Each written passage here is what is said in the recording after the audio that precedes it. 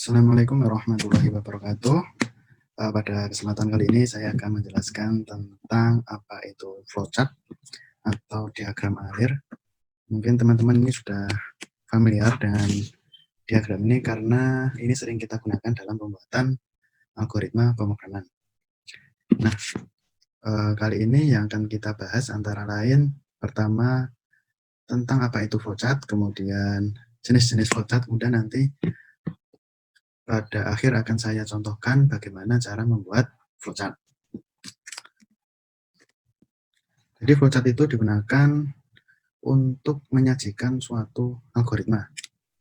Flowchart memiliki definisi yaitu bagan-bagan atau diagram yang memiliki arus atau memiliki arah yang digunakan untuk menggambarkan langkah-langkah suatu penyelesaian suatu masalah. Tujuan dari flowchart yaitu untuk menggambarkan suatu tahapan masalah secara sederhana, terurai, rapi, dan jelas.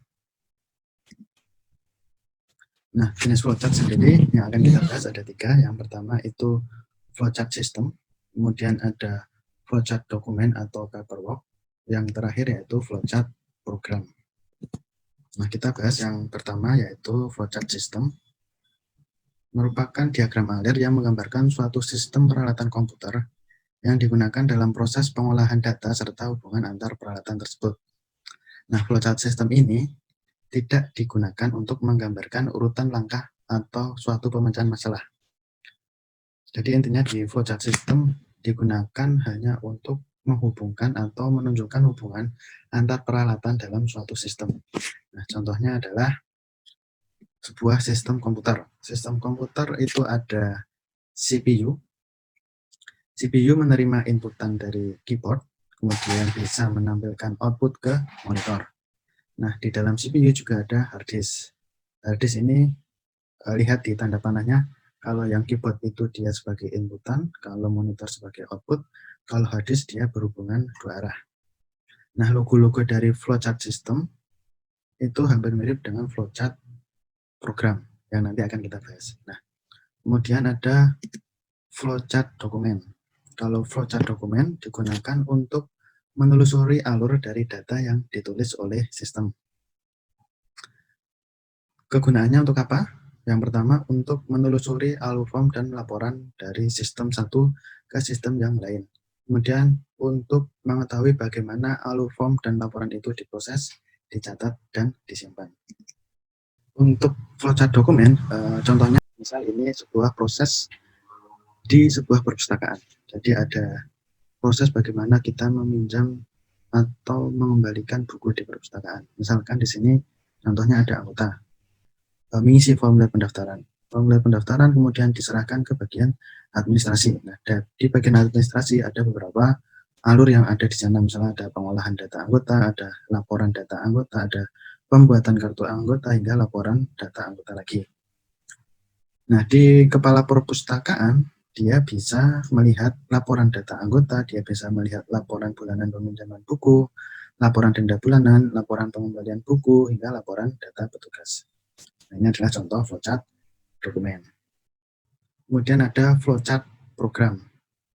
Flowchart program ini gunanya untuk menggambarkan urutan logika dari suatu prosedur atau pemecahan masalah. Nah, logonya, simbol flowchartnya antara lain simbol permulaan dan akhir program, namanya terminator. Kemudian ada garis, digunakan sebagai arah aliran program. Kemudian ada preparation, ini digunakan untuk proses inisialisasi atau pemberian harga awal. Kemudian ada proses, digunakan sebagai proses pengolahan data. Kemudian ada input-output. Kemudian ada decision atau pilihan. Kemudian ada konektor. Ini misalkan kalau kita membuat satu flowchart yang rumit, kemudian flowchartnya itu harus dibagi menjadi 2 flowchart, maka menggunakan konektor ini. Kalau yang on page itu dalam 1 halaman, kalau yang off page itu flowchartnya berada dalam 2 halaman yang berbeda. Sekarang kita akan mencoba untuk membuat sebuah flowchart dari aplikasi yang ada di Android. Misalkan yang pertama kita cari dulu alur dari suatu aplikasi itu. Misalkan ini adalah aplikasi Gojek. Setelah user masuk ke aplikasi Gojek, maka dia bisa memilih layanan apa yang diinginkan. Di sini ada GoRed, ada GoCar, ada GoFood, GoBlueBird, GoSend, dan lain-lain. Misal kita akan mencoba layanan GoPulsa. Setelah memilih GoPulsa, biasanya kan di sini ada pilihan pulsa, ada isian nomor, kemudian ada berapa pulsanya, misal 20.000, kemudian pilih pembayaran, mau pakai paylater atau mau pakai GoPay. Kalau misalnya pakai GoPay, kemudian diklik Buy Now. Ini saya menggunakan whimsical.com. Ini hanya sekedar membantu saja untuk membuat sebuah flowchart. Kita cari dulu step-stepnya. Step yang pertama membuka aplikasi. Step kedua memilih layanan GoRed, GoSend, atau GoPay. Ketiga,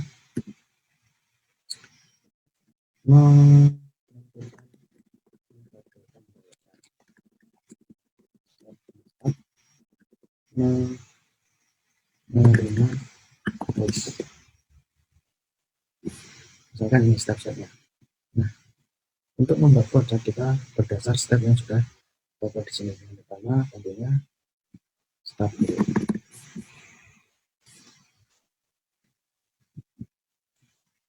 Kita start, kemudian dia bisa memilih layanan yang akan dipilih. Misalkan ada GoRed,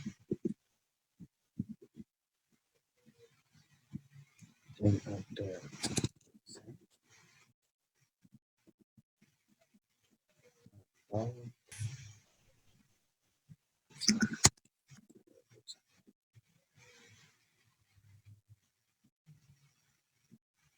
konektor.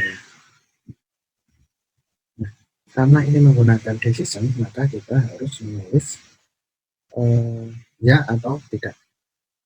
Bahkan dia setelah memilih GoRed, pastikan dia akan menginput untuk lokasi tujuan. Dan juga sama. Kalau GoPulsa, dia input nomor buat konektor lagi. Tapi kalau GoRed di sini ya, di sini tidak, di sini ya, di sini tidak, di sini ya. Kalau tidak lagi berarti programnya selesai.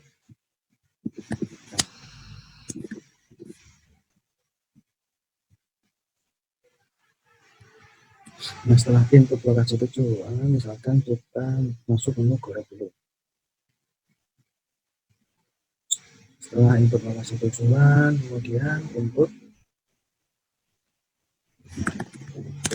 lokasi tujuan.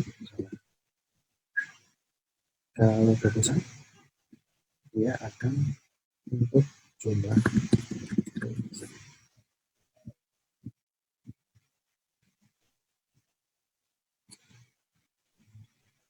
Setelah ini adalah proses pembayaran.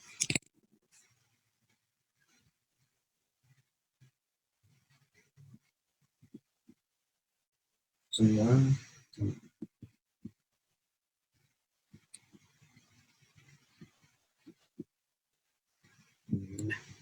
setelah proses pembayaran, kemudian prosesnya itu dilakukan. Misal kalau GoRed berarti penumpang naik, kemudian diantar sampai lokasi tujuan. Kalau GoSend maka barangnya diambil, kemudian barangnya diantar ke lokasi tujuan. Kalau GoPulsa berarti pulsanya sampai ke kita. Nah, setelah itu maka output lagi, outputnya output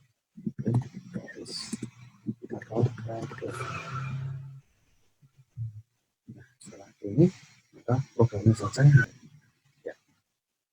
Jadi ini adalah flowchart dari aplikasi Gojek. Pertama kita buat stepnya terlebih dahulu, dan dari step-step itu kita terjemahkan menggunakan notasi dari flowchart. Perhatikan kalau step bukan kotak yang sering kali salah, itu step itu menggunakan kotak, itu bukan step itu menggunakan oval. Kemudian ada decision, jadi kalau dia memilih menu goret, dan evaluasi ke sini arahnya evaluasi tujuan, evaluasi jemput. Kalau dia tidak memilih goret, apakah dia akan memilih gosen? Kalau iya, maka dia prosesnya ke sini. Kalau tidak lagi ada go pulsa. Kalau tidak lagi, di sini kurang, tidak, maka programnya berhenti. Sebenarnya masih banyak sekali menunya di Gojek, ada Gokar, ada GoFood, tapi tidak akan kita bahas. Itulah materi flowchart yang sudah kita bahas pada video kali ini. Semoga bermanfaat bagi semuanya. Assalamualaikum warahmatullahi wabarakatuh.